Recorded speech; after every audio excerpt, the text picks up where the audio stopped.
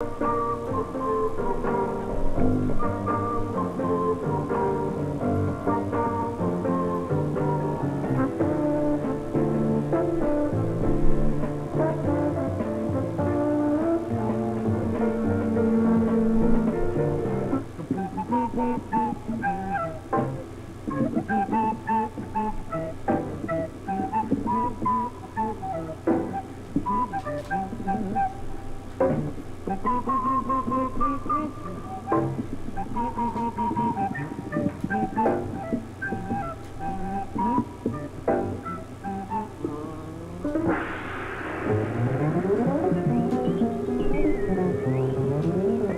soul. And tonight, Rahsaan Roland Kirk and the Vibration Society, with Ron Burton on piano, Art Ferry percussion, Pete Pearson on bass, Robert Shy drums, Rahsaan Roland Kirk, and tonight's host, the producer of soul, Ellis Hayes.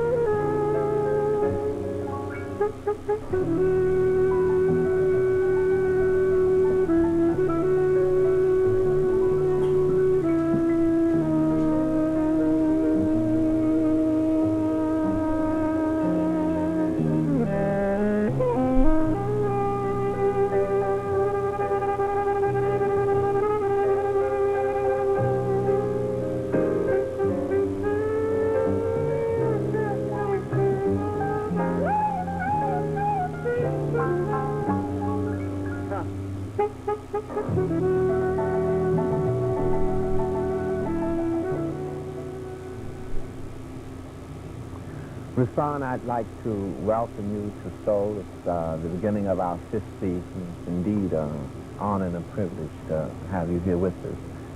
And so much of your music has traveled throughout the world, and a lot of people have enjoyed it. Yet at the same time, you know, you are blind or sightless. As you put it, you don't see too good. And I wonder if you had any particular hassles with being blind, or do people just sort of treat you normally in everyday life? Well, Alice, I wish I could say that they treated me normal. I mean, people that don't know me. They seem to have a superior type thing when they approach me. They seem to feel that because they see on this what they call planet Earth, I call it plantation Earth. They feel that since they can see certain things, that these things are not open to me to see also, and that's where we have the clash. In other words, if I'm with someone, they'll ask the person, does he want this, does he want, can he pick up his drink to drink it, and things like this, you know. In other words, instead of talking right to me, they seem like their eyes are telling them to talk to the person that's with me, and sometimes the person that's with me doesn't know how my mind is thinking, you understand? So to me, I feel like it's a disrespect to me as being a man, because that's what I am, a man first, and a man that doesn't see too well second. Do you find that black people are different in any way than others in their attitude towards your not seeing too well? Well, in that case, I feel that all the people have been programmed with that superior thing. I mean, not all the people that I know, but I'm thinking when they first meet me, black people and white people, going through this bag like you know, like they're it's a superior thing, and it's a drag. I have to constantly tell people, you know, like on airplanes, I get on with my saxophone case, you know, and my shoulders are strong enough to hold this case. One of these airline stewards will feel like she wants to pick it up. You know, what that to me is it's taken away from my, you know, strength that the man upstairs has given me. Mm-hmm. Also, you play so many instruments. You know, you've mastered so many. I don't know if you're not seeing too well is responsible for that. But do you think you have been evaluated honestly and accepted as the genius you are in music, or people relate to it in a different way? You're playing so many instruments. Well, through certain thinking, certain businessmen thinking, they have for many years, just me playing 2 and 3 instruments simultaneously has been like it was like a laughing board for a while. You see what I mean? Mm-hmm. And people used to think that it was just like a gimmick. And through many years, and many years have passed, and people like Yusuf Lateef and myself and the late great Eric Dolphin and John Coltrane, we sort of, I feel that we were some of the people that brought this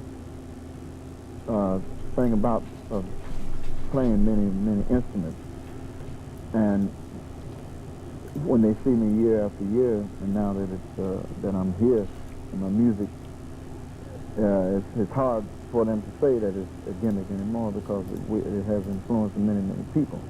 Does that extend to your, say, using your nose to play an instrument? Well, they still laugh at that, but you see, nose still is a part of your faculty, you know. And I think of people that. All right, hey everybody. I'm a little late getting things going today. I've been at it, but yeah, the prep for the live stream takes a long time, and I usually wait till the day of, so that means I spend my whole first part of the day prepping, which is better that way. It's hard to commit to a theme ahead of time, honestly. I don't know. I'd like to make it something where I can have a month decided ahead of time. You know, that would be great eventually. But at the moment, the energy and excitement kind of lives for me in seeing where I'm at, seeing what's exciting to me in the moment. Today, we're going to check out Rahsaan Roland Kirk, who's a jazz musician. He worked professionally from the 50s through the 70s and died at a younger age. We're also going to get into the 3rd chapter of the book club, which is great. It's a great chapter. And then, time permitting, I'm going to share kind of how the book club ideas have been affecting me, which they have been. It's been great. Let's start with some Rahsaan Roland Kirk to get us going. Let's go. Let's see. Here's Rahsaan on famous jazz man Rahsaan the Ed Sullivan Roland Show. Kirk has assembled some of the top black classical jazz artists in the country, and here they are. So let's have a very particularly one. Now I'm going to pause it. So Ed Sullivan just said the top black classical jazz artists. And something that I checked, that I am aware of now after this morning's collecting of stuff, is that Rahsaan's music, as many musicians of the times, was very much tied to the Black Liberation Movement, to civil rights, the Black identity, culture, and all that sort of stuff. And I think it's very important to me. It seems very, very important to bring that up in light of the Supreme Court decision recently about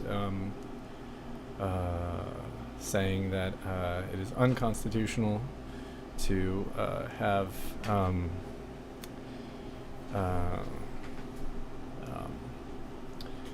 for colleges to look at race and ethnicity for entrance. And CRT, backlash to CRT and the general whitewashing of American history. It's something that's very, very palpable in the music of Rahsaan Roland Kirk, and I wasn't able to find too many real videos. You know, the one that we started with, the interview is great. The audio quality is not awesome, but Rahsaan's starting to get into it. I did, however, find a bunch of articles, which I'm going to sort of read from. But what I wanted to point out, and I'll start again, but Ed Sullivan says black classical music, and that is something that's attributed to Rahsaan, that he referred to the music that he played, which we would call jazz, as black classical music. Famous jazz man Rahsaan Roland Kirk has assembled some of the top black classical jazz artists in the country, and here they are, so let's have a very particularly warm welcome for them. You got it wrong, Ed, but that's all right.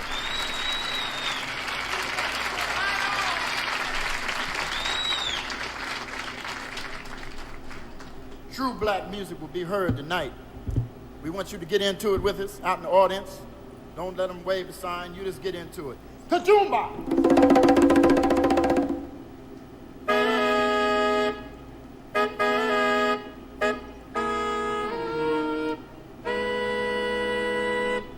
Roy Haynes on the drums.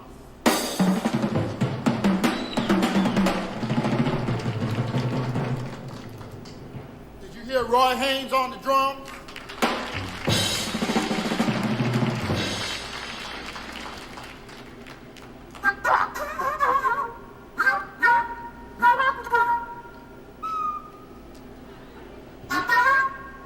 True artist, playwright, and saxophonist Archie Shepp.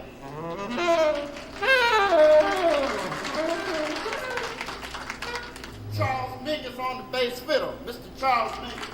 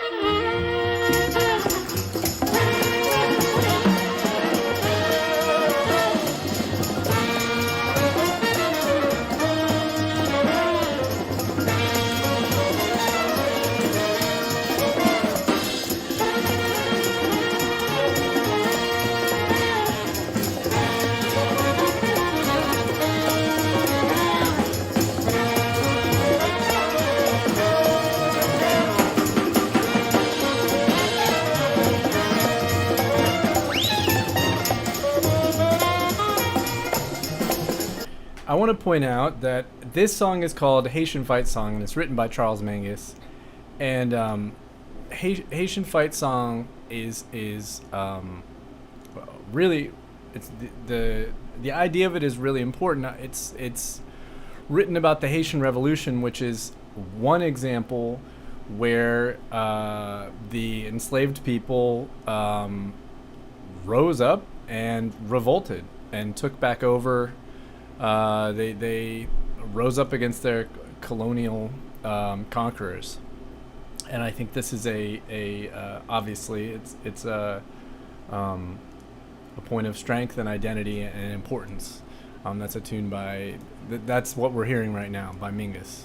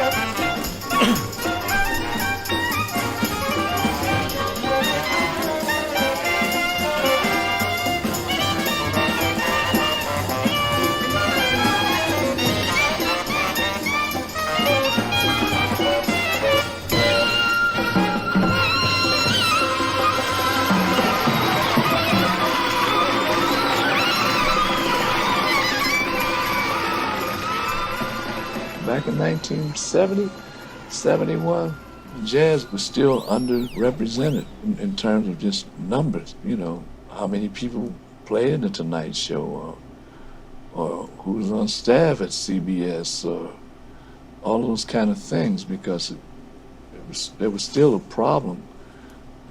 You know, there was still many racial problems, you know, still going.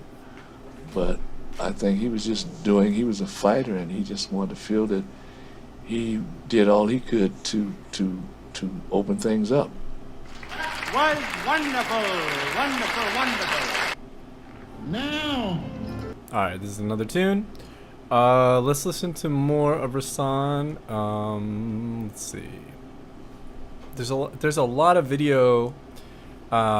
He was filmed a lot in Europe, all over Europe, and we have stuff as early as the 60s. Let's see. Yeah, this stuff is cool. Nice. Oh, I didn't see that one before. It's great. We have stuff in the oh, here we go, 1959. Let's watch this. This is in, let's see, Holland. Amersfoort, Holland, with the Swiss trio of George Gruntz.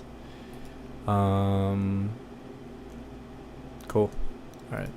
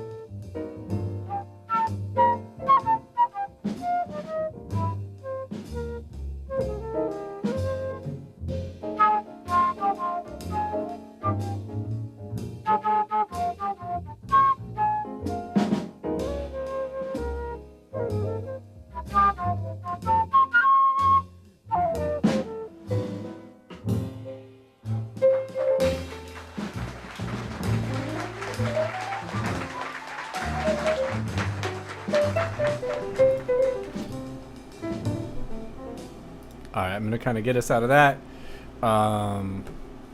Just playing beautiful jazz of the era. In 1959.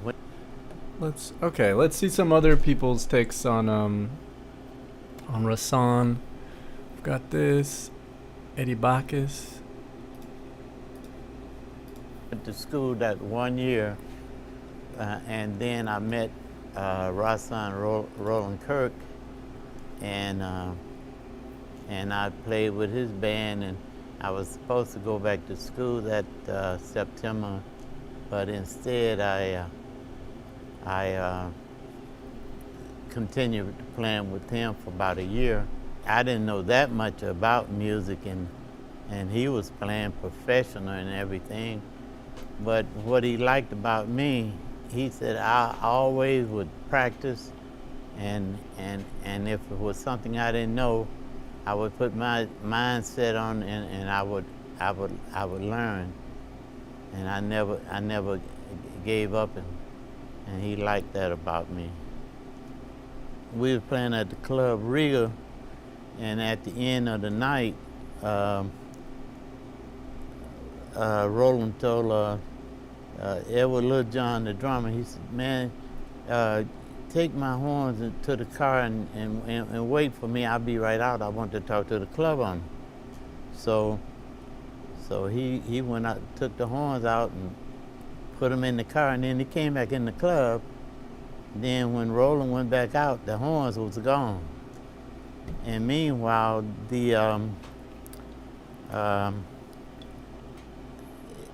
a guy that was a friend of his got a call. He saw this guy, and this guy said, "Hey man, I got some funny type horns, the different kind of horns. Would you be interested in buying them?" And right off the bat, he saw those horns, and he knew they belonged to Roland Kirk. He said, "You give those horns up now, I'll call the police."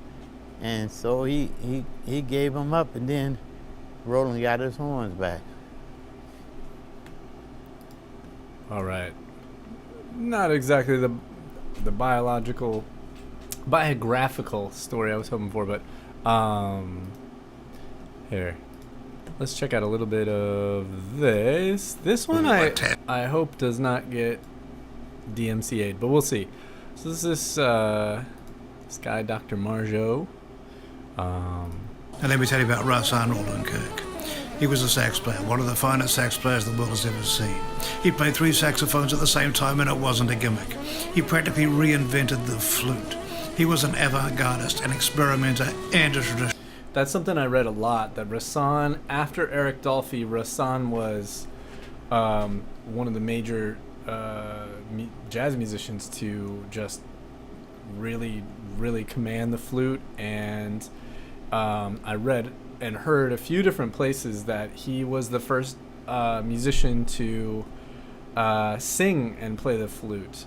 And we'll see that he plays these little like recorder type instruments that he puts in his nose flute, and then he also plays the traditional like classical flute. And something else I read, this is listed on the Wikipedia with a footnote, but that the flute player from Jethro Tull, one of his, if not his most major influence to bring flute into rock music was Rahsaan. And he even, I guess on Jethro Tull's first album, they cover a Rahsaan tune. Nationalist. He was black, he was blind, he believed in dreams.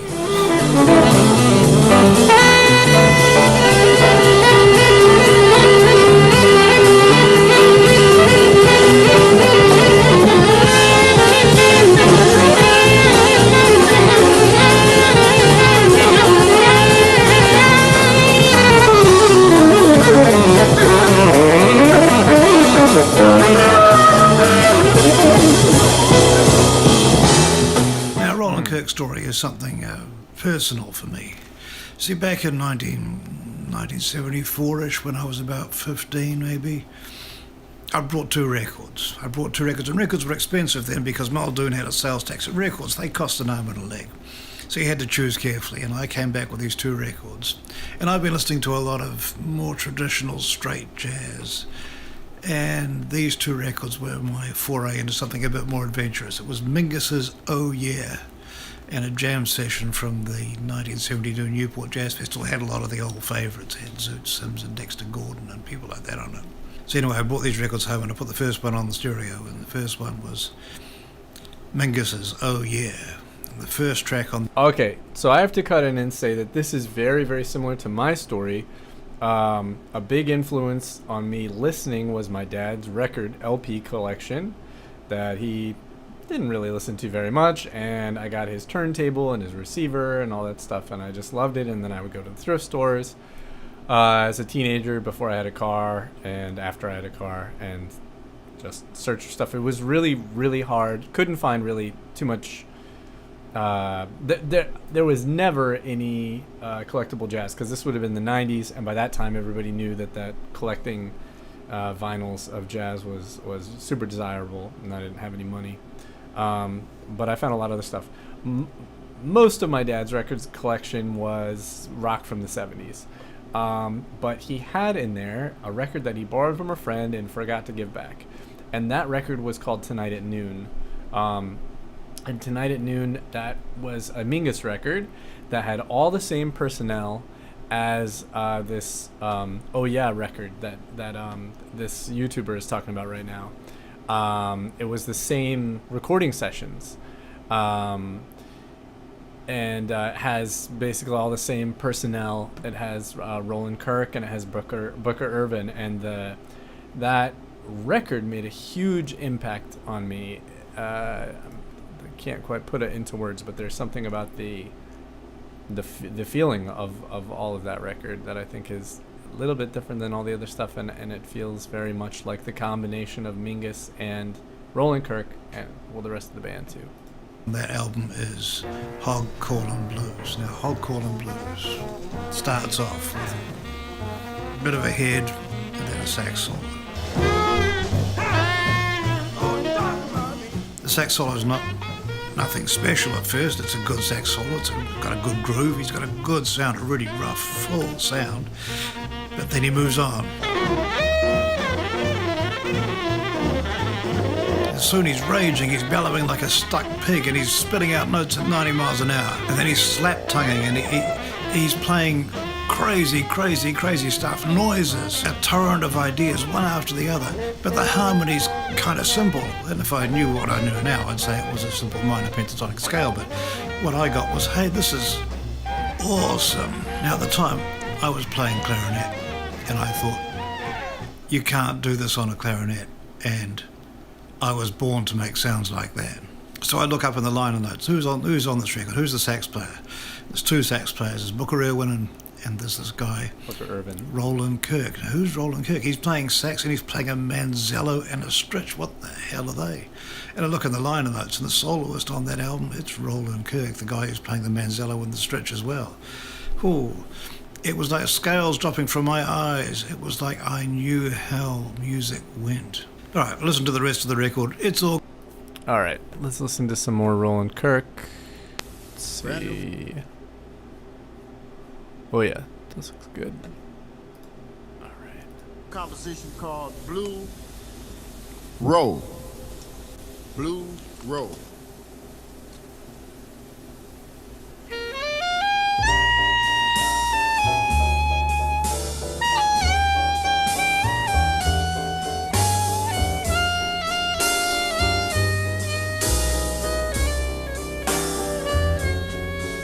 Trying to find out what year this was.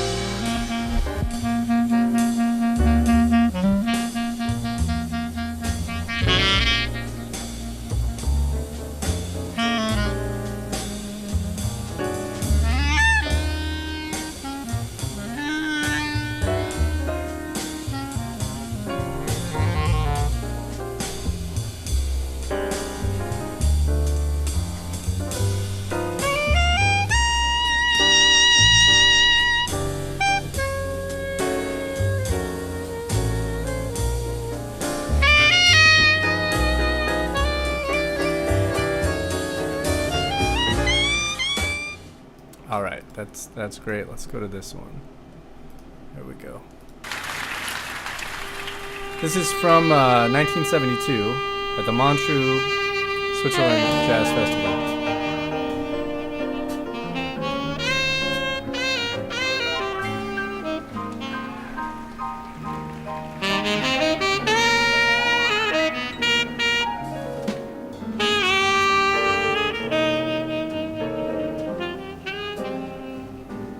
That looks like Ron Carter back there on the bass.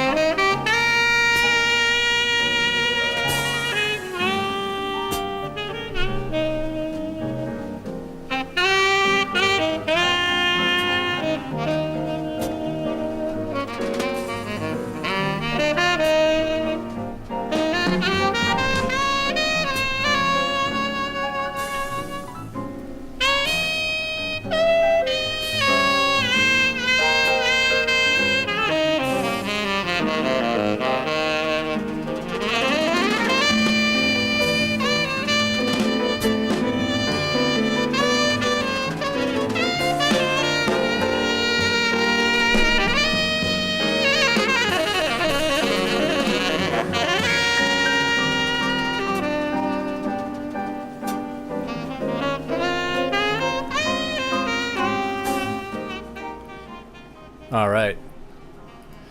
So check this out. This is an article from The Guardian from 2020. I'll just kind of skim through it and share this with you. So it's pretty interesting. Let's get to the article. 50 years ago this week. So that'd be 1950. Is that right? 1970. Jeez. 1970. All hell broke loose on Dick Cavett U.S. talk show. The host was interviewing a British actor, Trevor Howard, before a live studio audience in New York, and began by asking him what he missed about New York. When the actor replied, "There's no more jazz," the studio exploded in cacophonous sound, a planned protest from the jazz and people's movement. Let's see what happens if I click this link. Ah, yeah, that takes us to this. Right. Okay, this is good. All right. Boston College. All right. So we get a dissertation on the jazz and people's movement. All right. So for the next hour, dozens of men and women led by Atlantic Records recording star Rahsaan Roland Kirk whipped out small instruments and police whistles and began to wail so loudly that Cavett ran from the stage, hands over his ears. For the next hour, the insurgents crowded the stage with protest signs: "Honor American music," "Hire more black artists on TV," "Stop the whitewash now." 5 decades later, the problems raised by the activists still hadn't been solved. Yeah, it's 5 activists. And just putting things together, we were checking out Dizzy Gillespie for some audiation stuff back. There's a lot of... Dizzy lived a long life, and he did, a lot of talking, like a lot of teaching, that he was interviewed a lot. He traveled all over the world. And there's a part in one of the documentaries that we watched where Dizzy's talking about how there was a time before sports were integrated where black athletes were not allowed to play professionally. And in that case, one of the only outlets for black Americans was music and to be a musician, and I'm just kind of connecting dots of things that I've picked up on the streams from these, anecdotal accounts like by Dizzy, who lived it. And we have Rahsaan talking about, we'll talk more about it, but wanting to get more representation on TV. And we think, about a few years ago when the idea of Colin Kaepernick, taking a knee and all that kind of stuff became a very motivating political point. This is something that is part of our American lives, since the very beginning. And certainly, we fought a civil war about slavery. It's still here. And I think it's really important to talk about in light of, maybe always, but it's important. So, okay. We'll have a little bit more underscore by Rahsaan. And I'll keep reading this article. Let's see, where is that? All right, so, yeah, for the next hour, the insurgents crowded the stage with protest signs. Honor American music. Hire more black artists on TV. Oh, here, let me share that. There we go. There has been some progress, but not nearly enough, says Archie Shepp, the 83-year-old saxophonist, composer, and playwright who participated in a number of the jazz and people's movement actions. Although some individual black hip-hop artists have obviously been very successful, comparatively few jazz artists have received appropriate recognition or reward, says Archie Shepp. That's one very fascinating article. Here's another one, but I don't want to talk over all the music. Anyways, let's go back to listening to this one. Oh, so let's get to something with a bit more upbeat. What we got here? There's tons of great stuff. Where is... Let's see. Yeah, the inflated tear. That's amazing. Yeah, here comes the whistle man. This is great. So, like, just talking about the previous article from The Guardian talked about, the protest on the Dick Cavett show. I tried to look for that video footage. I couldn't find it. But, they describe on that... Did I close that? Let's see. Whipped out small instruments and police whistles and began to wail so loudly. So check this video out. It's pretty cool. Here comes a whistle man. I would like to have a whistle. We'd like to ask you to participate with us. Here comes the whistle man. Anybody else? Other arms reach out to me. Why don't they keep their mouths shut and their ears open? Are they stupid? What about a blues in W, baby? In the key of W. W.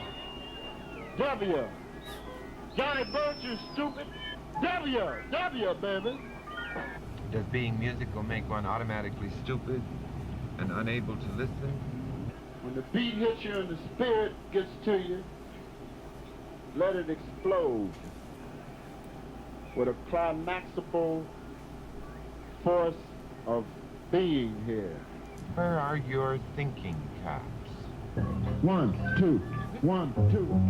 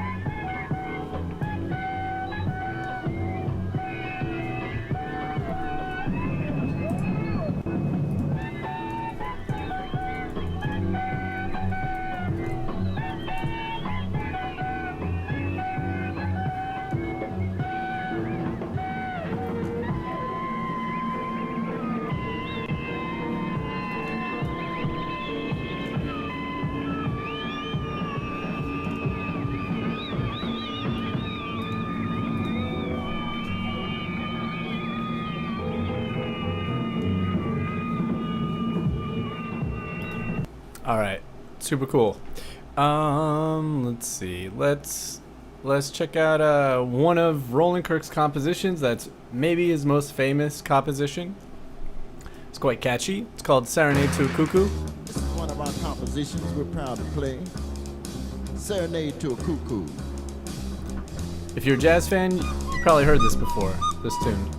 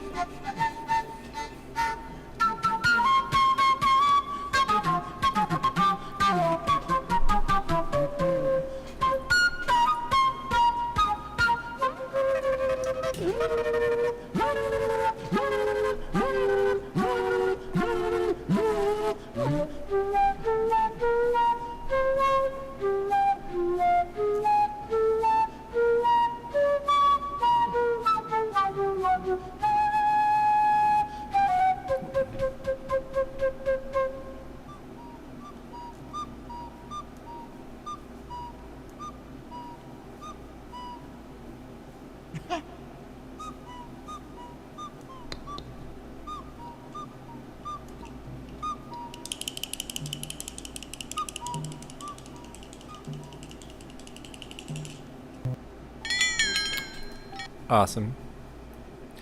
Okay, so we're going to switch gears pretty soon, but let's check out this. This is an excerpt. There is a film called The Case of the Three-Sided Dream, and it came out, I forget, not too many years ago.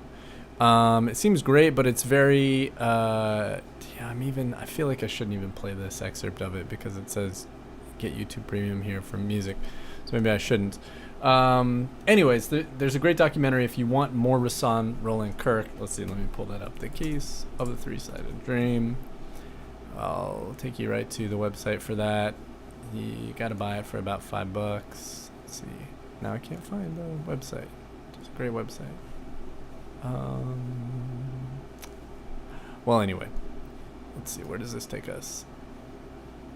Yeah. It's on all the... Oh, it's on Tubi for free. I think I have Tubi on one of my smart TVs. That's cool. Should watch that.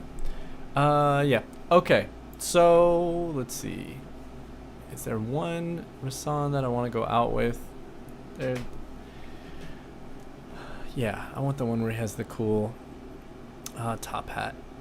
We'll end Rahsaan with that. There's all these cool talking head videos about him. But we've got other stuff to cover today. Where is that one? Ah, here, this one. I've been threatening to give up my big band now for about 16 years, and I think this is Quincy Jones. I've got the solution. If I had a drummer in this next man, I would be straight. That's all I'd need. Maybe bass player and a drummer in him. I could still have a big band. One of the most unique and colorful creators in music today, and they put the category of multi-instrumentalists and miscellaneous instruments. That's the category that he wins all the time, and wins is not the word for it. Here's a man that anytime a flute player looks left or something, he jumps up there, he wins that pole. For 2 years, he won the clarinet pole, and I'm serious, on the Manzello and Stritch, he won 14 consecutive years. 14 consecutive years. So the Manzello and the Stritch. The Stritch is an alto saxophone where instead of the bell curving up, it goes straight. And the Manzello is a soprano saxophone, I guess, where instead of it being straight, it's curved, I guess. Although I always thought that was a sopranino. Let's see. What is Manzello instrument? So let's check it out. B flat, soprano sax, yeah, with a curved neck. Oh, okay. All right. Yeah. Cool. All right. Get to the music. Too much talking.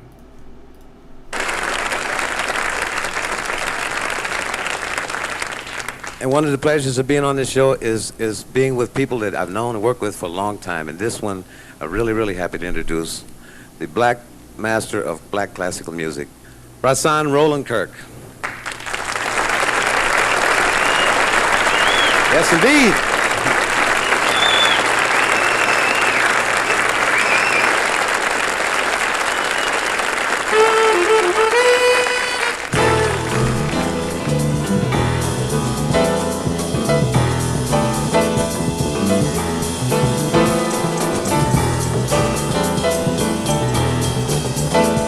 Roy Tyner, Stanley Clarke, and Lenny White. What a band.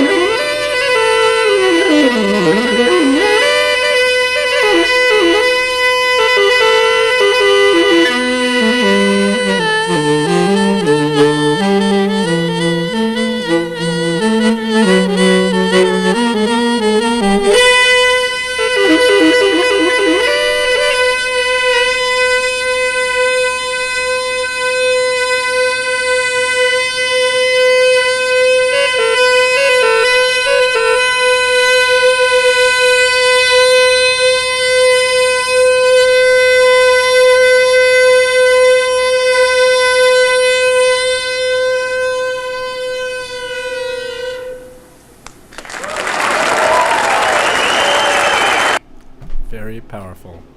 All right. Super cool. Alrighty.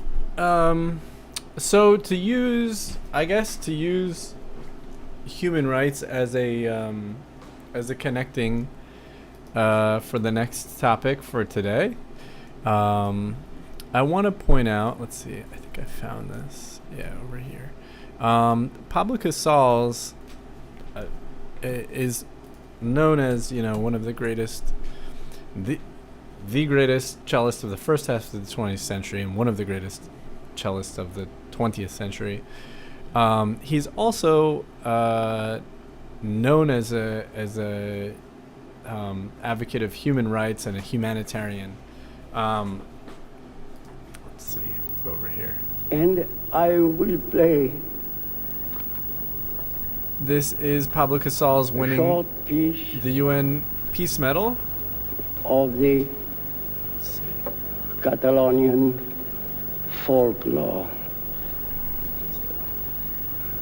This piece is called The Song of the Birds. So this is a piece that Casals was famous for. He was a refugee, and we heard last week in one of the cellists being interviewed, he talked about how Casals said, "Yeah, I'll teach you, but you got to give me money that is going to support other refugees from the Franco totalitarian takeover." Let's see.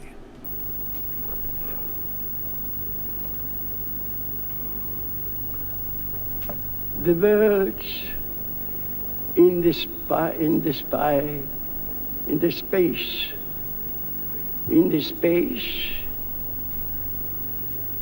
sing peace, peace, peace.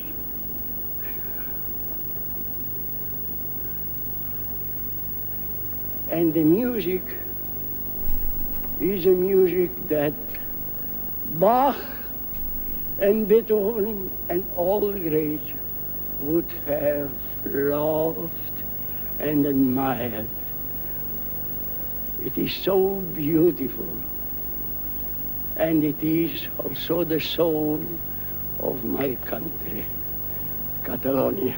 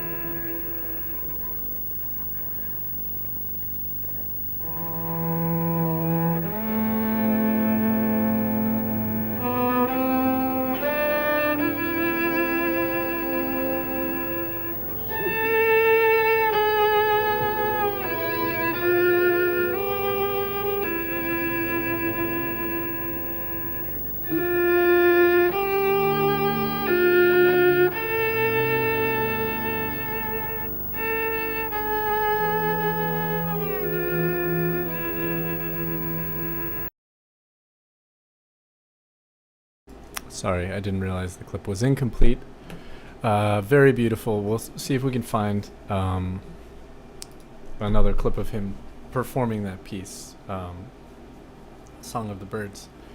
All right, so today, or now, rather, I should say, we're going to talk about the third chapter of the Pablo Casal's book. Where is my copy? I think it's in my bag. That's okay. You all know what the cover of the book looks like. I've been reading it on my iPad on the Scribd, through the Scribd app, which is great. You can use the Apple Pencil to like highlight stuff, and then it collects your highlights, which is kind of cool. I took notes. So let's see. Well, maybe you know what? Maybe first, before we get into this, I'll talk about, or I'll start by saying a little bit about how the book club is affecting me, meaning the ideas from the book club, and it is definitely affecting me. So I was preparing to go to Chicago. Unfortunately, there's some very major events in my personal life that are making it so I cannot attend this week, which is really disappointing, and I feel kind of bad about it, although given what's going on in my life, I don't feel too bad. But it sucks to leave them, you know. There's one piece that I was kind of integral in playing. I'm not sure they have another person on my part. And I was going to play something on the concert, on one of the afternoon concerts that I was looking forward to. And in preparation for that, I was revisiting the music and working through it. And I have been thinking a lot about both chapters that I've read so far that we've talked about. The first principle, which is not something I've really ever considered too much. I think that considered and reflected. They're good ways to describe it. So as I've been preparing this music, I've been asking myself, what is the first principle I'm supposed to become aligned with? The title of the piece is Ballada de la Musa, Ballad of the Muses, right? And I can't tell you how it's actually a little ironic, the kind of picture and story that's come to my head for performing this piece. But in an effort to, the second chapter is called Understanding the Design. And in an effort to do both of those things, to play with the first principle, which is the artist should have the spirit, the life energy of the artwork that matches the artwork that they're creating, right? So you should feel it. And then you have to ask yourself, well, what is this about? And each phrase, what is each phrase about, you know? And so as I've been doing that, that is a fun creative process to do, because it's very free. I can decide what the piece is about, and the general title helps me, Ballada de la Musa, Ballad of the Muses. But to me, it seems like the story that I've sort of made up is a very, very archetypal, patriarchal version of God, which is not my belief system, but it is the story in my head here. That is he, which is the vision here. Again, not my belief system, just a narrative for this music. Starts off sort of waking up.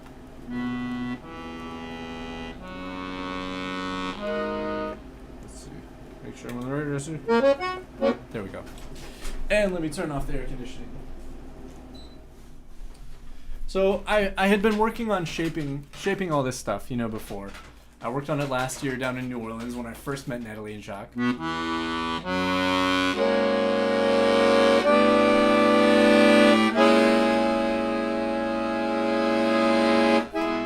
Right? Sort of doing something like that, but without the first principle, without connecting from myself inward. And this is not anything that's from the book, and I'm not sure I'm gonna say you should or shouldn't do it, but it's what I'm doing. Something that I had picked up on this from working with some other musicians, but to make a little story about the music, you know. And so it's very quiet.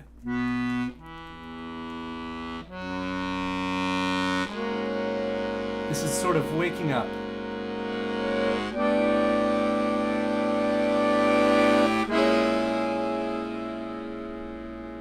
And then this God realizes that they're lonely.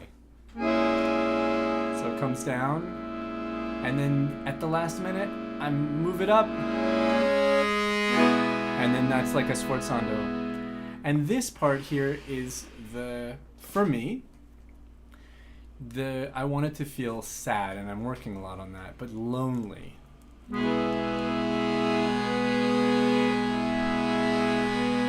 So in order to do that, I found I had to go slower than it was.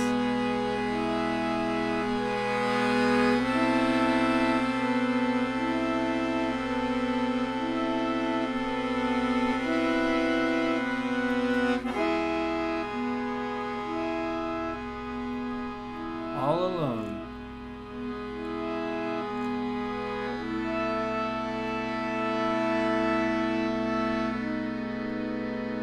Not enough air there for those voices. It's a cadence. And then a big pause, because in this pause, in the story in my head, which is for an emotional connection, this is very much like the Old Testament Genesis story, I think, which again is just weird because it's not even anything I grew up with as like, you should believe this. But the idea is, okay, I'm gonna make some friends so I'm not lonely. I'm gonna make something. I'm going to be creative. You know, ballad of the muses. I'm going to make something. So this pause represents that, and it needs to be a long pause. I've decided. I can't really play it for you in context here with the narration. You don't feel all the beats, but okay there. And then it's like a sunrise. You know, the first sort of like things get made as we see them. They come in, you know, almost like a Fantasia sort of thing. So this, I was playing.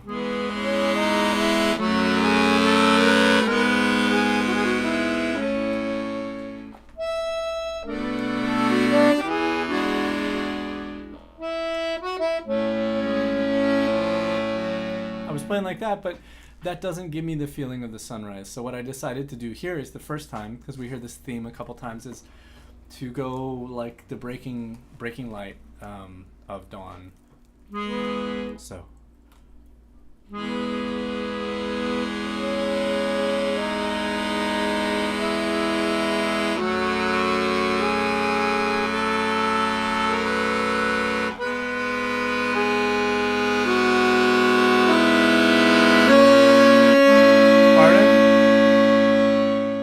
Bad note there, but to make it so I feel that at the top of that line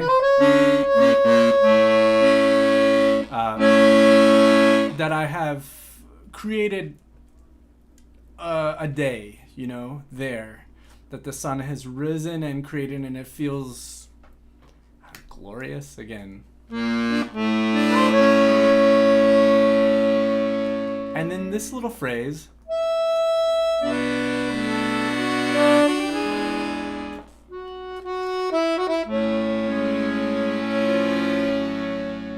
That one I'm still not totally happy with, but I think it has to do with the wind. So it's almost like zooming in on a bird, and how a bird, the characteristics. And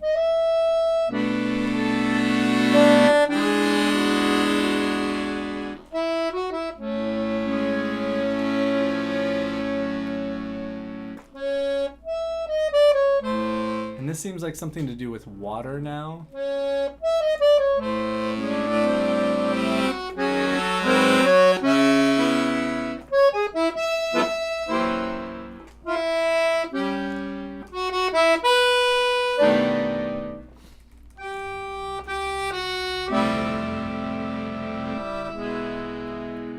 And so I've decided that this is the first setting, you know, to kind of establish the introduction serves as like, well, why the song, and then this sort of sets the world, you know, and then things can happen in it.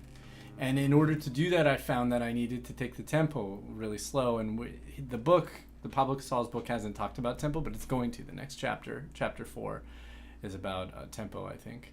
And then after that, then I can, on the repeat, go maybe as I first heard it.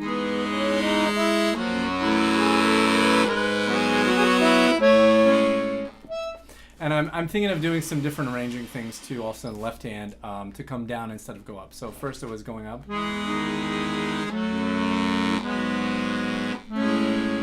But I can go down instead. So that's like E, F minor, G sharp minor, A major, like a walking up sort of thing. But I could walk down.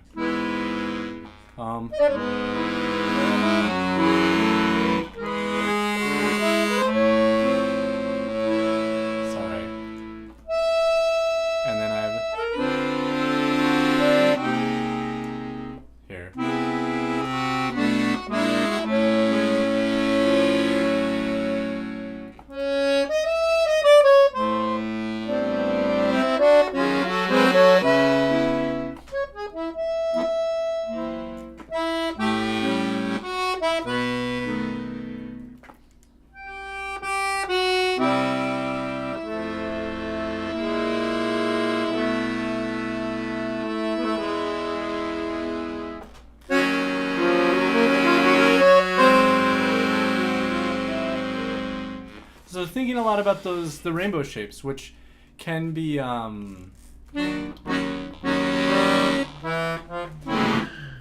getting louder, softer and louder.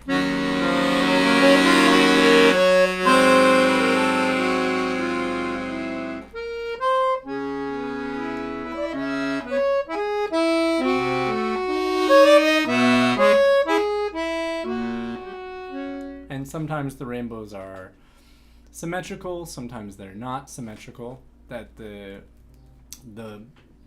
coming down part of the rainbow is, just the end of the phrase or whatever. Yeah, but it's very fun. It's very fun, and it's to satisfy that the first principle, is very cool because it gives me a new kind of presentness that was not there before. And it gives me something to shoot for, what emotional thing am I trying to make happen? And for me, to make it concrete, a concrete idea works. That's a useful device for me. Maybe, not all people need that, but for me, it's good. Okay, so that's my little check-in, and I'll continue to share. I'll continue to work on this stuff, even though I don't have that upcoming concert for it right now, but it's very fun. And the whole thing is making me just approach everything from, like, the idea of the first principle as being the most important thing for us, which is to make the connection, to commune, right? To become one with, the emotional, like our emotional spirit that is inside of us is with the sounds that we're making on the instrument, and that is not divorced. So if I'm making sounds on the instrument that aren't connected, then I want to change that, And that's a very major thing. That's a very major change in my approach, which is really fun. Very, very fun. Okay, let me check in with the chat. I haven't addressed the chat at all today, really. Cool. Hey, Tom Accordion. All right, very cool, very cool. All right, I'm looking way back in time now.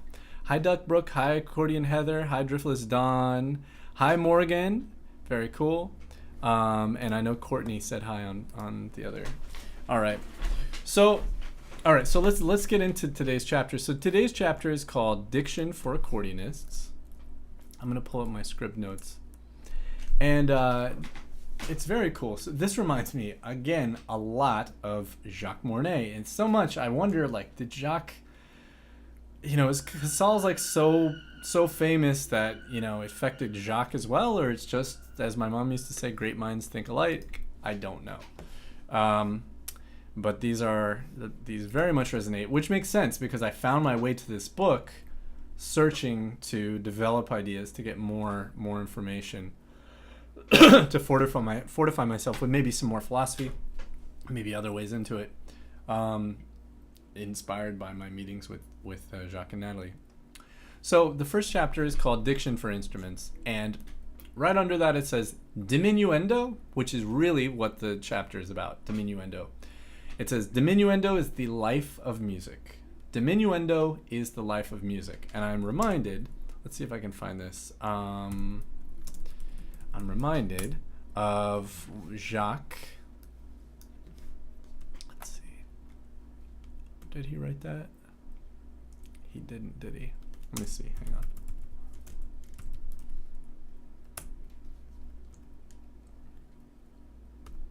No, he didn't. On one of the days, the first week, Jacques sort of, I guess, just because of the familiarity with the material, the level of the musicians in the more advanced class, they split up the group classes into two halves. And the first week, Jacques was able to move sort of faster, and he really wanted to share his idea of jazz phrasing. And the jazz phrasing doesn't have to do with only jazz. It is used in jazz, but it's also used in everything. The jazz phrasing, I know he was talking a lot about the relâchement, the release, tension, and relâchement. And he has these things called syncopes and other things. And with those, he would say, this is the secret of feeling. And that's very much what this third chapter is about, Diction for Instruments. Diminuendo is the life of music, and we'll find a little bit later that's the case. So, in order to get this idea across, of this, the value of diminuendo, which is really what this whole chapter is about the importance of diminuendo in very small ways, how diminuendo is used, and how it provides feeling and clarity. The beginning of the chapter starts out with using language as a way to understand it. So the author says, that line from Richard III by Shakespeare, a horse, my kingdom for a horse. And this is good to share with you. Let me get this up. Oh yeah, we can just go back here. Okay, so sorry that all the highlights are here, but right here, a horse, my kingdom for a horse. Right, this is how it's written. And then the first thing that they say is, all right, if without these the exclamation points, right? Read it, and the author puts this sempre, which means always. Oh, hang on, let me get rid of my little overlay here. Okay. The author, Mr. Bloom, says first say it this way: a sustained level of volume. So I'm going to say it. That's this one down here, which doesn't have any. Oh, it's so annoying. Oh my gosh, what did I do? There we go. Okay. A horse, my kingdom for a horse. Right? And the point is, nobody would say it like that. And then he says, all right, now try it this way. A horse. And so I'm going to read it as I interpret the dynamics that are written there. This is on the up at the top of the page here on the right. A horse, my kingdom for a horse. Much, much more emphasis. If I was to just read this, maybe you should try it. How would you, oops, I'm dragging the wrong thing. Up here, which is how you would see it in the play, in the script, with the exclamation points. A horse, my kingdom for a horse. Probably a terrible interpretation of Shakespeare, but that's how I would read it, right? So we begin to understand this, that not only is the emphasis important, but the emphasis, what the author wants us to cue us into, and Casals does, is that the accent works because there's a diminuendo after it. So if I say a horse, my kingdom for a horse, there's no diminuendo there, right? I have the accent, a horse, but I don't have the diminuendo. If I say a horse, my kingdom for a horse, you can feel I'm trying to move my body to get this point across. The diminuendo that's there. The diminuendo means diminishing, means making sound go away. So then the next thing he says is, the author says, say, hey. So just say hey, like you're saying, hey, like that. And we don't think about it, but there's a diminuendo there. Hey. In fact, in all language, there's a diminuendo. Usually at the end of what we're saying, And if there's not, then what we're saying is connected to the next idea. So the idea isn't finished.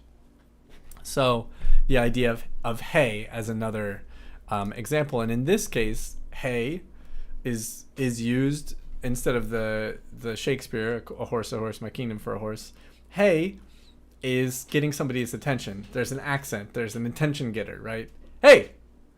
And why does it work? Well, it works because of the diminuendo after the accent. That is adding emphasis. That's what is making the accent work. Okay, so from this idea of, okay, let's understand that in that, when we're making things louder, we also have to have a diminuendo after them. And the diminuendo makes it.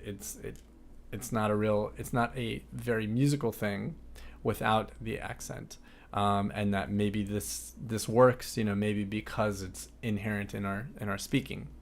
So then from there, there's, as this book does, then it's kind of set the thesis of this idea of emphasis when we want to emphasize things, and it goes on to develop the idea of clarity. That clarity comes from diminuendo, because you can, by creating a diminuendo and things, you can bring clarity to the thing that follows it. And without that, it's not as clear. So emphasis and clarity. We'll start with emphasis. And I did pull out a lot of examples here because I thought that would be really good for us to hear. So before I go any further, I would suggest everybody that's listening try these examples to make sure that you really get this. Do you understand the diminuendo thing? And it's as simple as listening for it. We have the little picture of the little decrescendo. Say hey, and you understand that, or you need to understand that hey has a diminuendo in it. It's getting softer. Or a horse, right? Horse.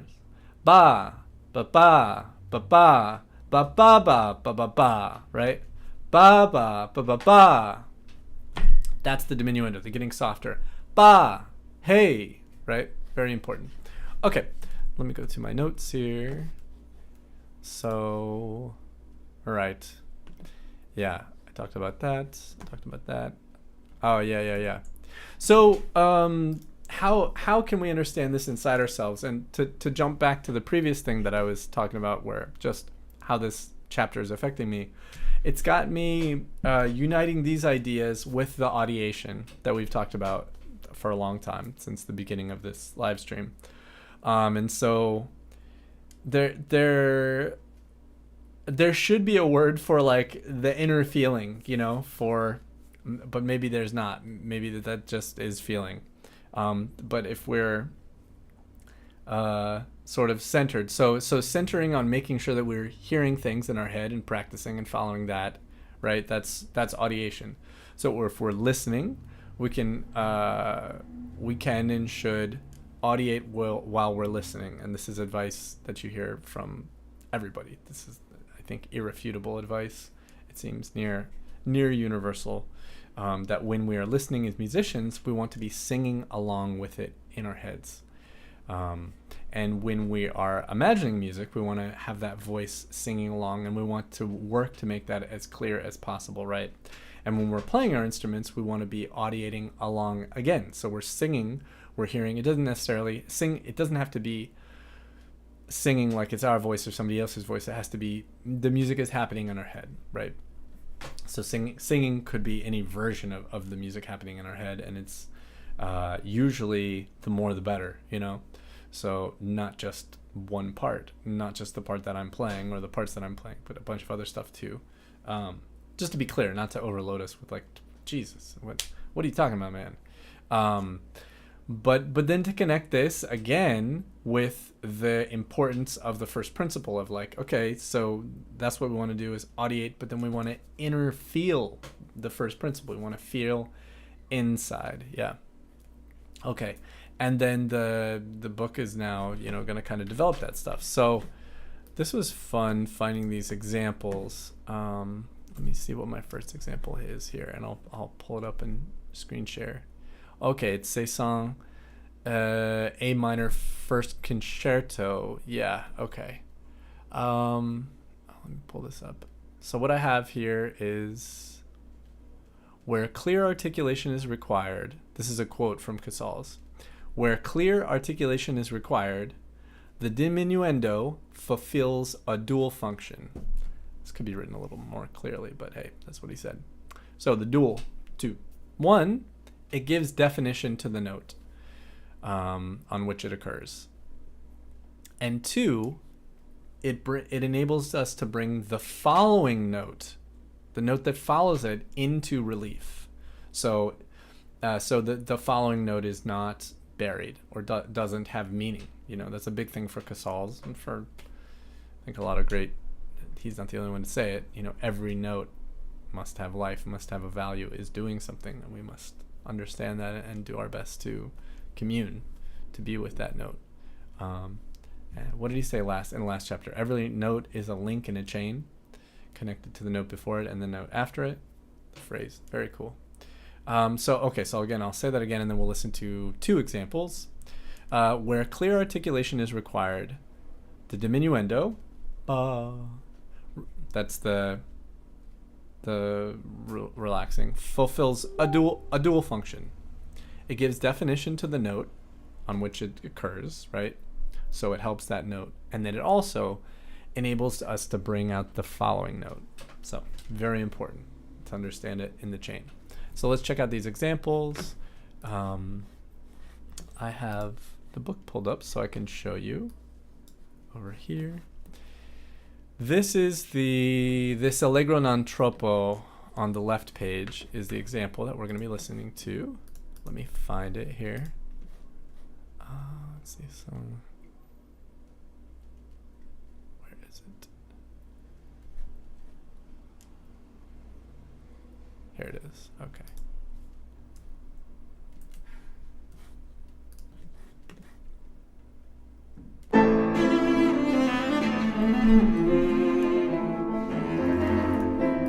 Let's check that out. So it's happened so fast. Let me slow it down and see if we can hear it better. Slow down. Because what we want to hear is, we want to see if this musician is doing this. Ba, ba. So we have the accent and then the decrescendo. Ba, ba. And then what Casals is saying is, you don't have to make the next note softer. You can make the next note louder again, but just so we understand the whole phrase as forte or whatever identity it has, but you can still shape the notes and still satisfy the identity of the phrase. If I go back here, I'm going to slow it down, right? Playback speed. Let's see if this...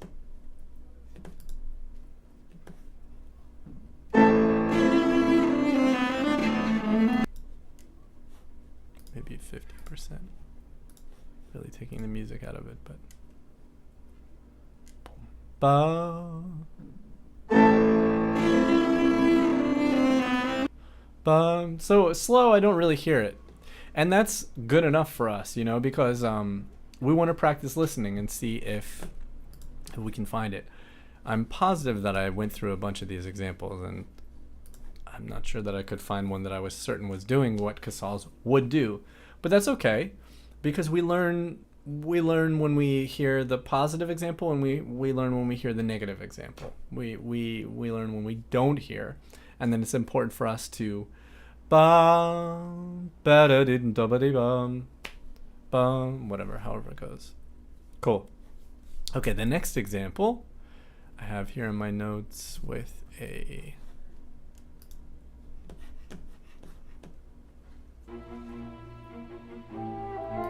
Okay, so let me show you the next example. So the next example is this 8th Symphony of Beethoven here. And take a look at the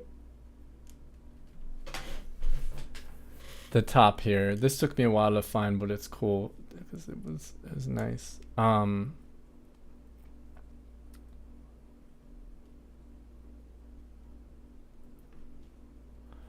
So allow the phrase to end in a diminuendo, and I'm going to try to point where this out. This is in the development section of this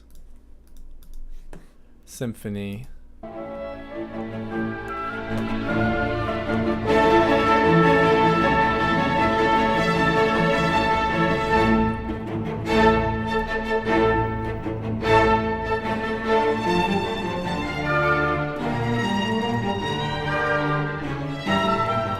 So that was it. Ba be da ba boom boom. Ba be da ba boom boom. Okay. Oops, I took it back too far.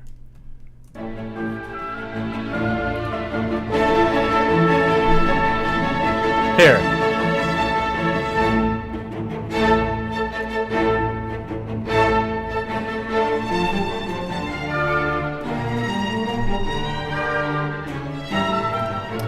And I don't hear it either there, and that's fine, because again, we want to listen. So, did you hear it? I didn't hear it. Bum, bum, be-do-da-boo-po. Bum, be-do-da-boo-po. So, it would be a diminuendo on that long-held note, would be Casals' idea here. Cool. There are places where I did find it. Okay, so what else do I have in my notes? A quote from Casals is, a diminuendo gives interest to what follows. And he also means that the accent has more importance because of the contrast. The inflection on one note gives value to the next. So let's see if I can find the examples here. The Haydn, we're going to look at Haydn Symphony number 95. Ah, yeah, here it is. Okay. Right here. So it's this little 2-bar example, the Allegro moderato.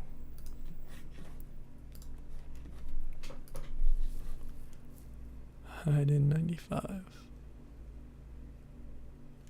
Here we go. Oh, it's still slowed down. Normal.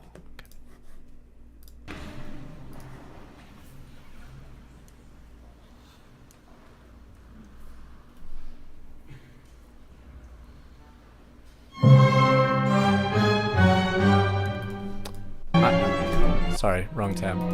I heard it there. Bum, beep, bop, bop, bum. Right, you can hear it. Even though his point is the score here at Allegro Moderato. Remember, anything in a parentheses is the author putting how Casals would do it. And anything out of the parentheses, or not in parentheses, is what the musicians would receive. And that's the point of this book, is that musicians need to add a lot more than what's there in the page. You know, we need to be adding this whole, what Jacques would call the third dimension. Don't play two-dimensional music. So let's listen to it again. And I'll try to switch over.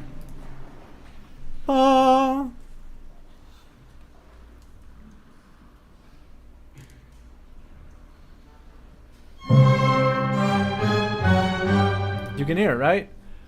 Okay, so a way to work on this, a way for everybody watching, myself included, is sing that. This is fundamental skill for us musicians. Replicate it. You heard it from outside, now make it with your voice.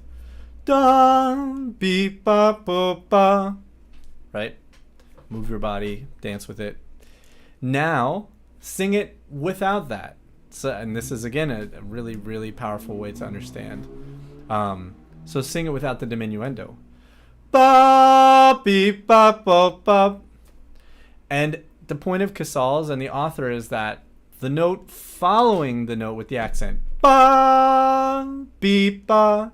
If we don't diminuendo it, ba, beep, ba, the note following it doesn't have as much importance. It doesn't have an identity. Ba, beep, ba, ba, ba. Pardon me. We got smoke in the air here where I live. Smoke from Canada, which has messed me up. But it's like on, you know, to use a metaphor of stage, like it's like, okay, you had a character say a line, but if they're, you know, gesturing with their arms and they're covering up the other actor, right? They do something so large that the other actor that's supposed to have the follow-up line cannot be heard. Well, that hurts everybody, you know. That hurts the actor that's saying the thing, and of course that hurts the actor who's covered up. Each note is important, you know. Some notes are emphasized, but it doesn't make the non-emphasized notes more important. Louder notes are not necessarily more important. It's all an ecosystem. Are the birds more important than the fish or the flowers? Okay, cool. So let's continue. Did I get the Mozart 35? Yeah, I did. Okay. All right, here's another example. So, same idea. Here we have Mozart Symphony number 35. You're not seeing that. Now you are. Okay. So, here's another similar example. And the diminuendo on the first note, I'm reading exactly what the author wrote. A diminuendo on the first note enhances the vitality for both the first note and the note that follows it, the second note. So here we're supposed to see, you cannot see my mouse, but if you look down at the bottom, violin 2 is going to have that low A and then a higher A. And what Casals would do is before the higher A, he would make a diminuendo there, even though there's none written from Mozart. And that helps. So let's see if we hear that from this orchestra.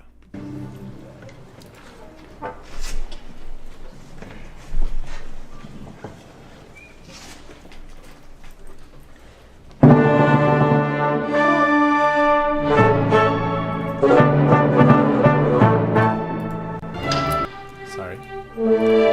Keep going to the wrong tab. So did you hear it? Let's practice again.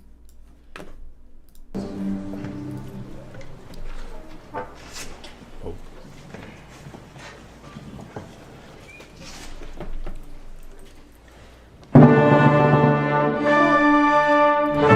Do you hear it? Yes or no? Yes, I hear it.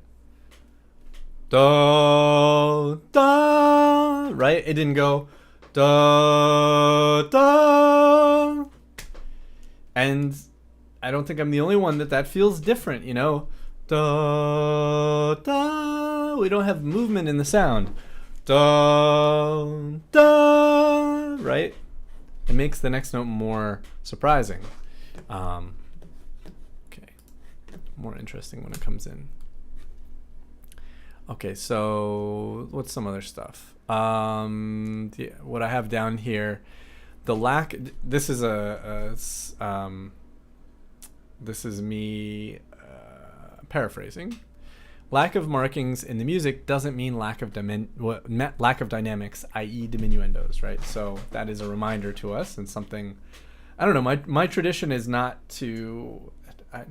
I don't really have a tradition, a good tradition of interpreting music. I'm a little bit of a blank slate in terms of written music. So I don't have to unlearn something. I just have to learn to do it, you know? Okay. All right. So yeah, I should be always following the phrase or always looking for the phrase if I'm the leader of that music. If I'm playing solo or if I'm playing with other people, let's find the shape of it and let's do something with it together, you know? Okay. So yeah, he talks about that. We tend to be inhibited by the printed score with its scarcity of expressive markings. I'm reading verbatim from the book. The beauty of our tone production may lead us to forget that uniformity breeds monotony. Uniformity breeds monotony. We don't want to be monotonous.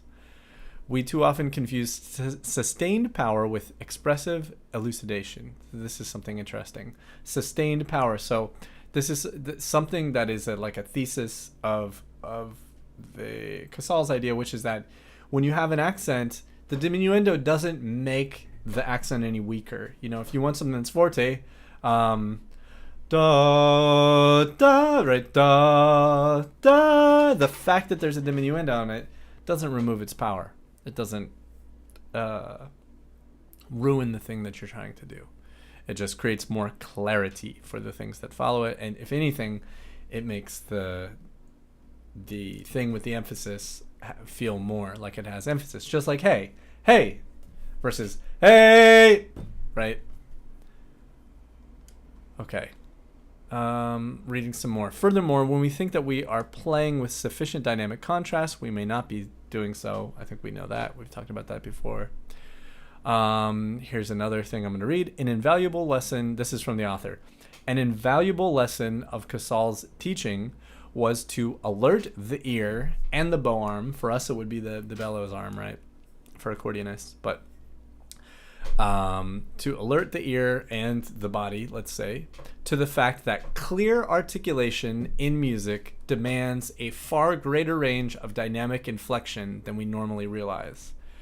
So this is a new idea that I've never thought about before, which is that dynamics and articulations are together, which I suppose I've just never reflected. It seems obvious, is that it doesn't challenge any beliefs that I've held, but I just haven't worked with it so much to experience it, you know. So very cool. What else does it say? Casals would remind his students, and this is a Casals quote, in playing a passage in forte with natural accents, I don't know what natural accents means. Maybe that's a bow thing. You arrive to piano. So even if you're playing a passage that's forte with accents, you're gonna come to piano because of those accents, right? Okay, that helps, I think. I think that's very, very helpful. Okay, so that this forte has variety. Okay, this is a simple rule, but it is not generally known. And that's the Casals quote, continuation of that same Casals quote. Okay, here's something else that's interesting. Oh man, smoke, all this talking. This is a footnote. I'll show you the footnote here. And this is so cool that it makes me want to, I put this down on my list of possible future, let's see, future topics, future book things. Let's see, I gotta go to the end of this chapter. Sorry, guys.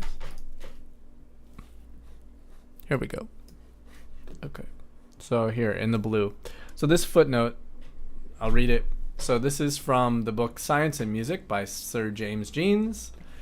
He describes experiments which reveal that generally speaking, quote, generally speaking, our ears are insensitive to anything less than a 25% difference of energy.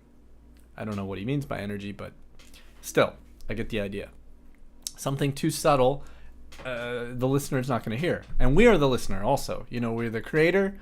We're listening to the audiation in our head, but we have to also listen outside of our bodies. We have to listen and be connected to that as well.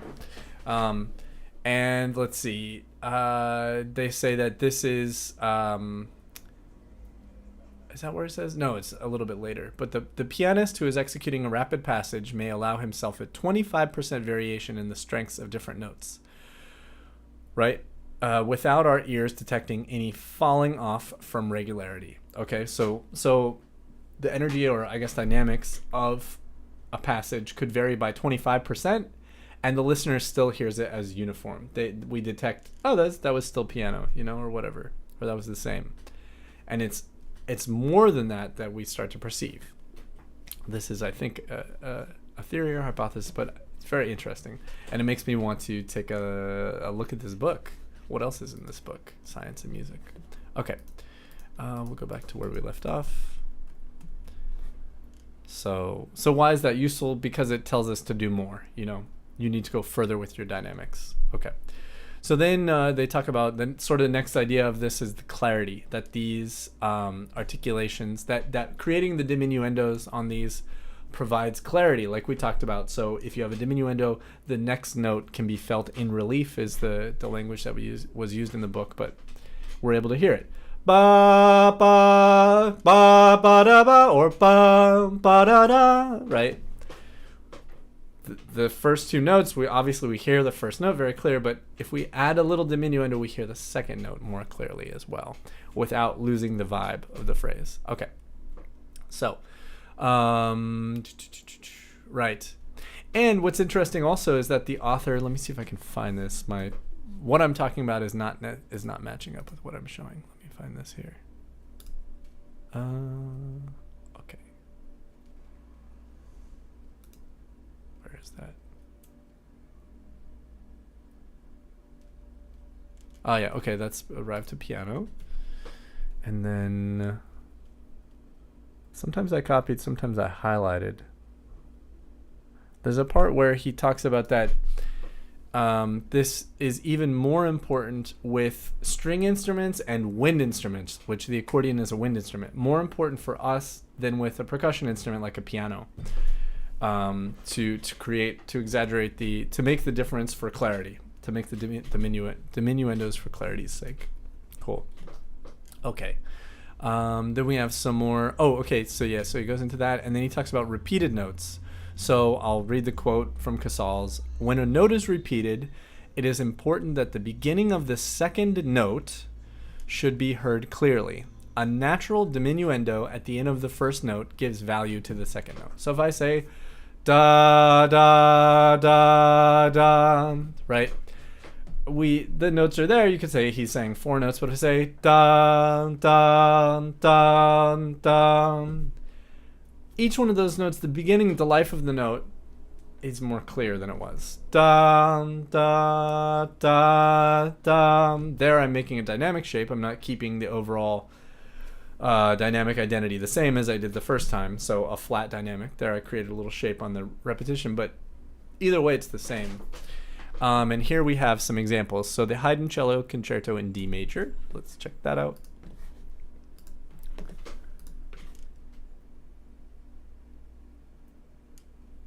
Where is the Haydn Cello? Here it is. Okay. And let me find that example. Okay, yeah, it's right here. It's right under the block, the big blue paragraph here. That we have repeated notes, you can see there. And I think that this is a good place to listen more. I'm going to listen to a lot of this.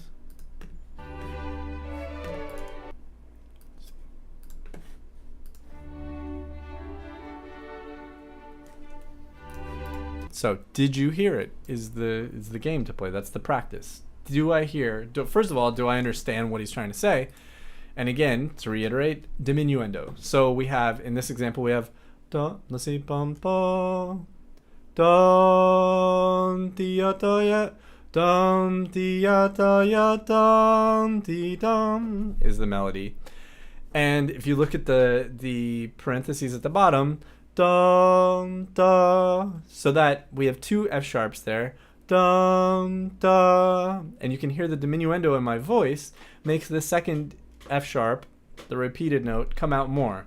Da di ya dum di dum. If I don't do it like I just sang it, not only don't we hear as much expression and life energy, but the second note doesn't come out as clear.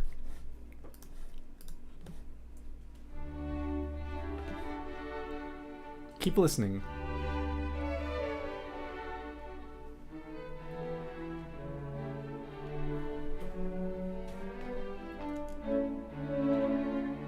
Okay, and there are no more really repeated notes there in that melody, which is the point of this little...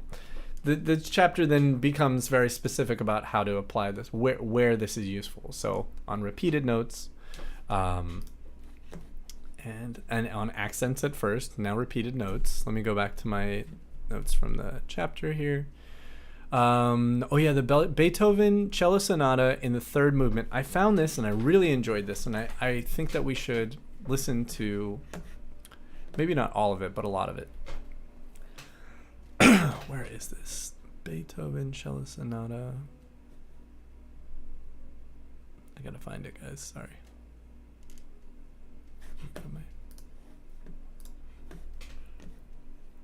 I remember what it looks like.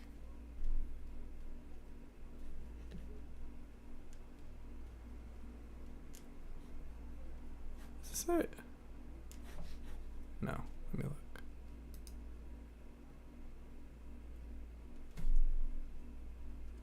No, you know what? I didn't grab that example. That's over here. I put it on my notes, but I didn't. Wait, did I? Let me see. Listen to it very... Beethoven Cello Sonata in A major 3rd movement. Did I just not put it on the list? It's not that, right? No, I remember which one it is. Ah, here it is. Yes, it's this. These 2 musicians. Okay. This is just beautiful. I think you're going to enjoy this. Okay. Piano and cello. Let me show you the example to listen for. So this is the example melody here.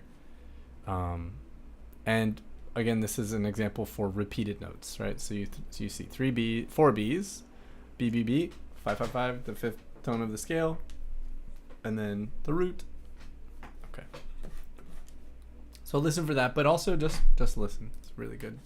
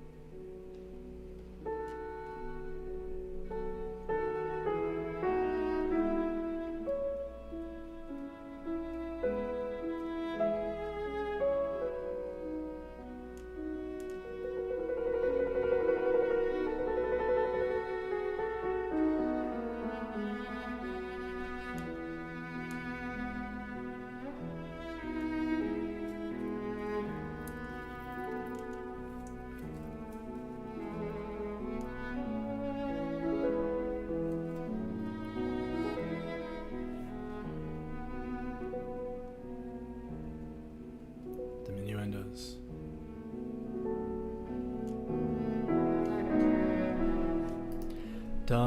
So bum bum bum dee dum. There was repeated notes.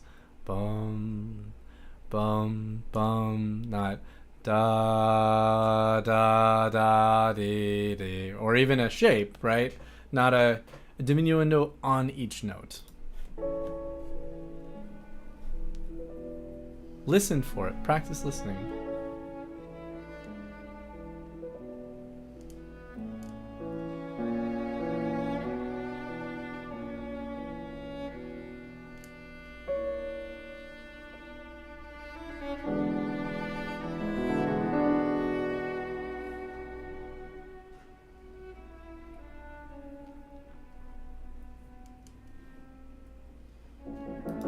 Okay, I'm gonna stop there.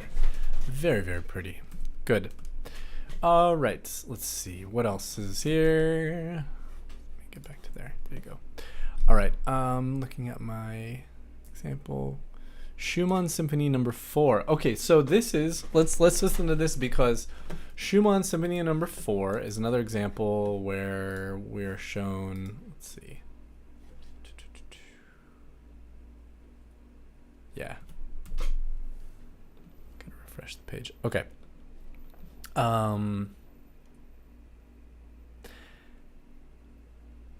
Yeah, okay, so again, I'll show you. And I want us to listen to this because this is an example from the first chapter. This is the one where he's talking about pain, pain, pain. He's talking about Schumann writing this, and I think going crazy is what he says. I mean, that's an uncompassionate way to describe it, and it's not medically accurate, but it's a quick way to get the point across. And I just like to connect, one of the broad general ideas, which is to play with the pain, play from the pain, make sure that we feel the pain, or that the listener feels the pain. That's the point of this. And then to get very specific about, like, the nuts and bolts, be very, very specific. Kind of the broader view emotionally, and the very specific pragmatic. What do I do to the note? Does the note get louder and then softer, softer then louder, space, whatever, which can be the failing, of people we're studying with. Sometimes I think a good teacher does both, the macro and the micro.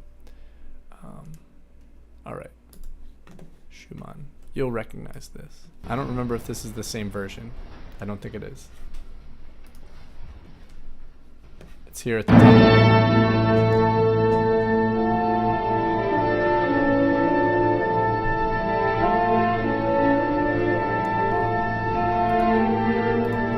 My bad, though. It's the fourth movement. Sorry, you guys. But anyway, that's the beginning. And actually, I don't know where the fourth movement starts, so I'm not going to waste time there. Okay, now, ornaments. This is something that Jacques Mornay talks about a lot too in his when you have ornaments, mordants and stuff like that. The first note, dee-dee-dum, dee-dee-dum, dee-dee-dum, dee-dee-dum. The first note gets a crescendo, and then the dee-dee-dum, dee-dee-dum, and then the fast part of the ornament needs to have a diminuendo. Casals addresses this not exactly in the same way. Actually, he says that the notes of the ornament need to actually have a little like accent. But let's look at exactly this Boccherini. Where's that? Where's the Boccherini? Okay. Did I highlight it? I might not have. Let me find it real quick for you guys. Boccherini. Okay, here it is. There. Okay, so we see that these ornaments here, bim bum, bim bum, da diddle dum, dip dum dum dum dum dum. No. Da diddle dum, da da da da da da. But it's major dum, bim dum, diddle dum dum dum dum dum dum dum. Something like that. But the dum beep bum ba-di-do-dum bum ba-di-do-dum. So what does he say? The second movement more accented than the real notes. The ornament needs to be more accented than the real notes. Okay, so let's check out this Boccherini, which I thought was cool. I'd never heard of Boccherini before, and Boccherini is a famous early Renaissance composer.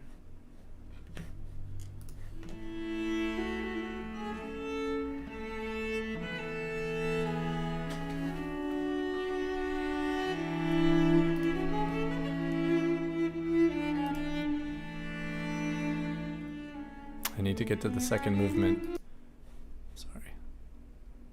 Here it is. Here's the second movement. There we go.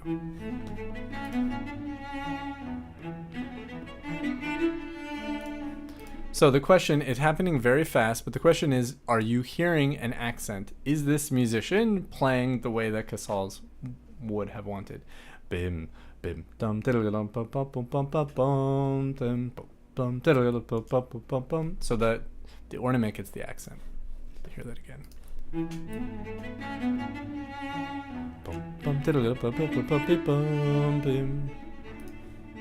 And to my ears, no.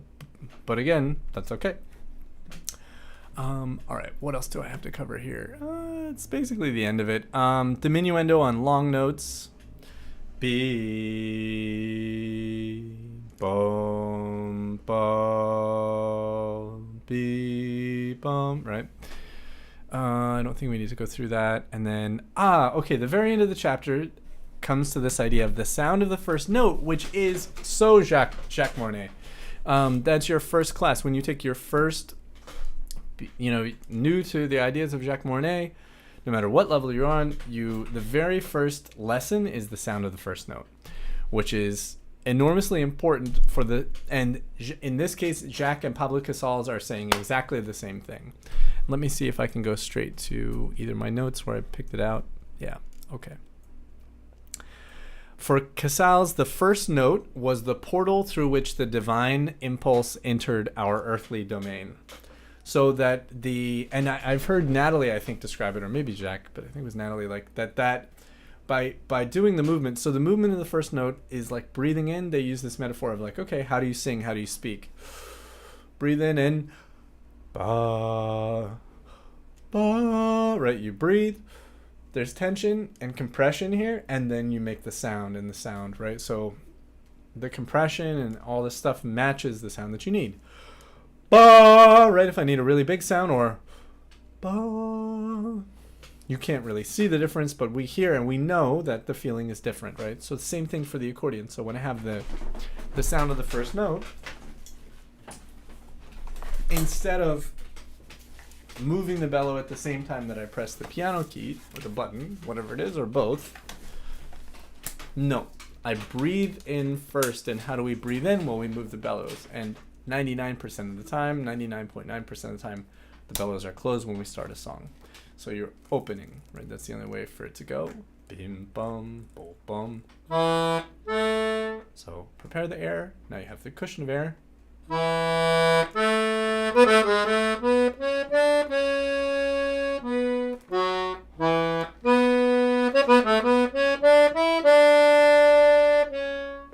Okay. To use the previous example, right? So, and then they have some great quotes by Casals where he's, telling his orchestra or students, nope, your first note was not enough. So, So with Natalie telling, so that's my showing you what the first note is, right? Which is the Mornay idea, how to make it. How do we do this on the accordion, right? How does the accordion work? And how do the fixes of the accordion work, and how do we use it? Casals had the same idea. And then Natalie Bouchek, she said, that also it begins our movement. So from the very beginning, if you start this way, you're more likely to continue that way with this connection to the air and the sound and the dynamics. Boom, boom, right? So that's also why it's so important, like eating breakfast is the most important meal of the day because you start your day with it. So the rest of the day is going to be filled with some nutrition, right? Not a great metaphor, but you get it. That's why it's very important at the beginning. It sets up the rest, and you're much more likely to stay with it, which is, of course, what we want. Let me share some more about that first note. So here's some examples of Casals like coaching. Like he said, the first note is not gay enough, this is the 19th century understanding, early 20th century understanding of that word. Or of the same thing, we must feel in the first note the tragic character of the piece, right? The first note, so cool. And then finally, here's a little anecdote. From time to time on some of Casals' late recordings, we hear a groan of emotion breaking forth from him just before he begins to play a phrase. Right? This is the audible human expression. This is the audible human expression of the spirit which moves him, which precedes the music and from which emerges the musical communication. Right? The moral for string players and wind players is not that they should moan audibly, at least not before they are 80. I like that. But that it is the will of the gods that they should never touch bow to string with indifference. Right? If you're not feeling it, if you're not moved by something, don't make any sound. Back to the first principle. Cool. Alrighty. Well, that concludes. We went a little bit longer, but it was important. That concludes today's live stream where we talked about the amazing, vibrating, freedom-fighting, making the world a better place musician Rahsaan Roland Kirk. We listened to his music and learned a little bit about him. There's a lot more to learn about him, but we covered that. I shared how I've been working, in light of that, which is slow going, but it's good. Positives. And then we covered this third chapter. Next week is the fourth chapter, which is about rhythms and stuff like that. Let's see. Let me find out exactly what the fourth chapter is called. Let's see here. Screen share, and somebody's calling me. Don't you know I'm live streaming? Oh, I think I went too far. Oh, I did go too far because we're at the end of the chapter. Here we go. All right. Here's the next chapter. Perceiving time relationships. This should be cool. All right, so time, rhythm, etc. Alrighty, let me check in with the chat and see if there's any. Great, cool. All right, guys. Yeah, enjoy. If you're watching this on the replay, feel free to leave comments. It's always great to see what you're picking up, how you're engaging. And have a great week, and I'll see you all next week. I'll be live streaming from California. I'll be out in California visiting some family. That'll be really fun, and it'll be fun. Hopefully the internet can handle it. I'm hoping so. And I'm thinking I might do it from outside on the patio, which would be a first. I better get a windsock for this microphone. Anyway, okay guys, be well. See you next